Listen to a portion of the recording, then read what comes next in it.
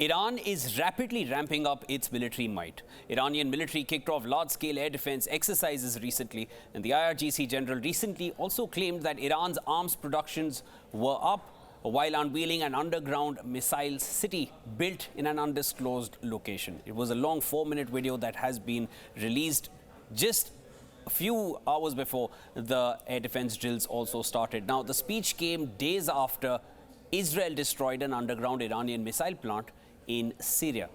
Now, all these events have happened in quick succession. Now, Iran's Deputy Chief of Staff, Brigadier General Ashtiani, announced that Iran has secret weapons which are unknown to its enemies. And this is widely being considered as a veiled warning to US and Israel.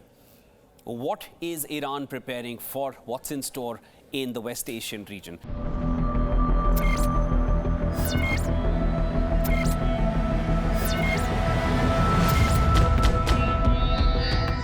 Today, I'm being joined by Elijah Magnier, a veteran war zone correspondent and political analyst with over 35 years of experience covering the Middle East and North Africa. Elijah, thank you so much for joining me on Game Plan. Always a pleasure speaking with you. We've heard of drones, we've heard of missiles. Iran is calling it an entire missile city. What more can one gather about Iran's secret weapons that the IRGC general has now also mentioned about? Thank you for having me.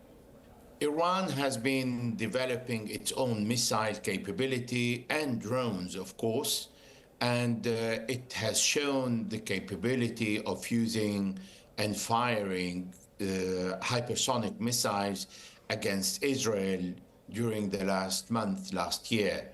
Therefore, its secret weapon is very obvious, known that first, a drone can reach a longer distance than what we normally know in any drones. We're talking about armed drones. And secondly, it's hypersonic missiles that go between 10 to 15 Mach. That is something that is a new technology, and it is not the missile fired in descent that they can reach this speed, but all the way from the beginning of launching to reaching the target. And these missiles are basically unstoppable. So this is what Iran has been developing, and it has many hypersonic missiles in many bases along the geography, and the geography in Iran is around 1,650,000 square kilometers. Therefore, it is not possible for Israel or America, in case of an attack on Iran, to destroy all these capabilities in 1 or 2 or 3 days or even a week. Elijah, I want to now come to the war drills which Iran is conducting. Iqtidar, I hope I'm pronouncing that correctly. Now, Iranian exercises in the country's western and northern air defense zones, and these are including locations which host uranium enrichment and heavy water facilities. These drills aim to check the readiness of Iran's air defense systems, and they were initially also focused on the Natanz nuclear enrichment plant, which is located in central Iran.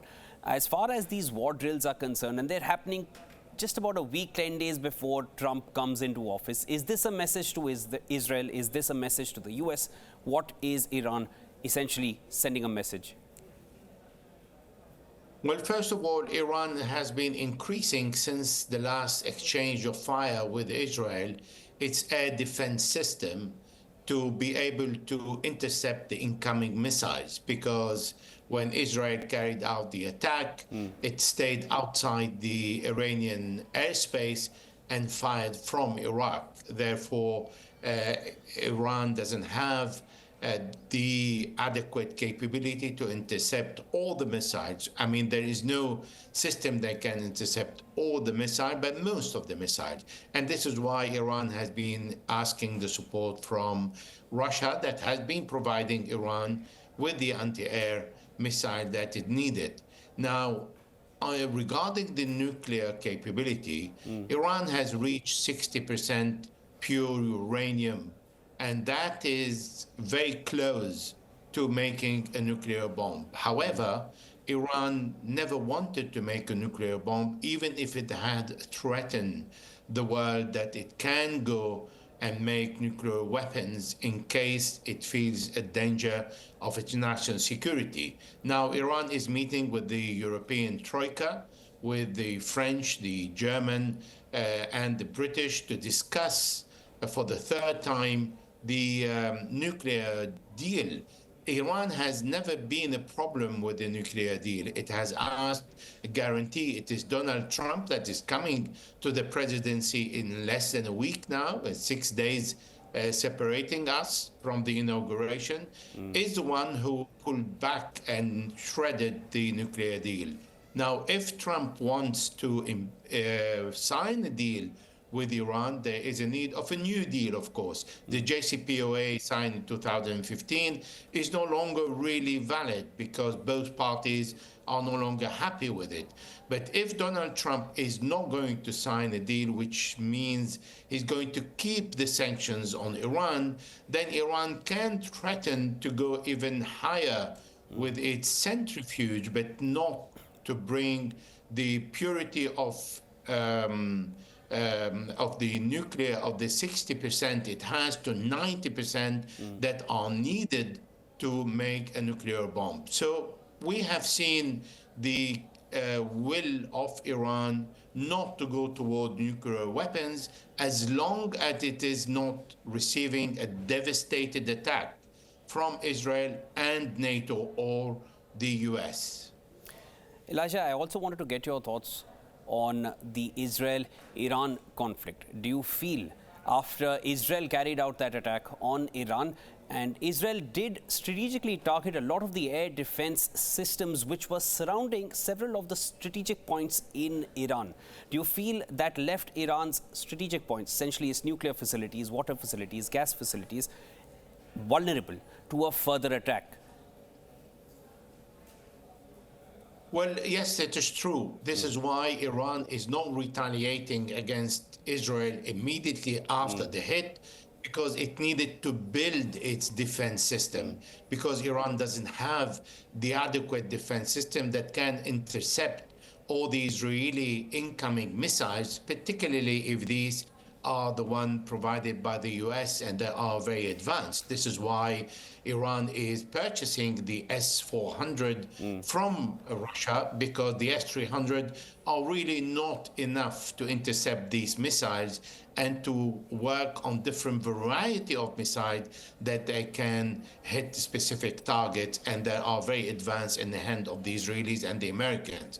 So because of that, Iran is taking its time to reinforce its position and also relocate a lot of its assessment. This is why we have seen Iran showing us a city under the ground that is quite fortified and deep under the ground, with a vast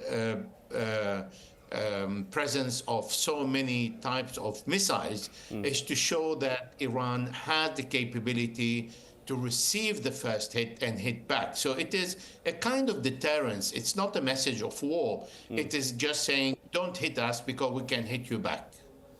Elijah, as far as the Yemen-Israel conflict is concerned, that has also been on the rise. And we saw something, I won't say similar, but we did see a constant escalation of hostilities between Israel and Lebanon, and eventually it was in October that Israel entered Lebanon. Do you feel the conflict between Yemen, or I would say the Houthis, and Israel can go that far as well? Because it is also constantly brewing and the escalations are constantly on the rise.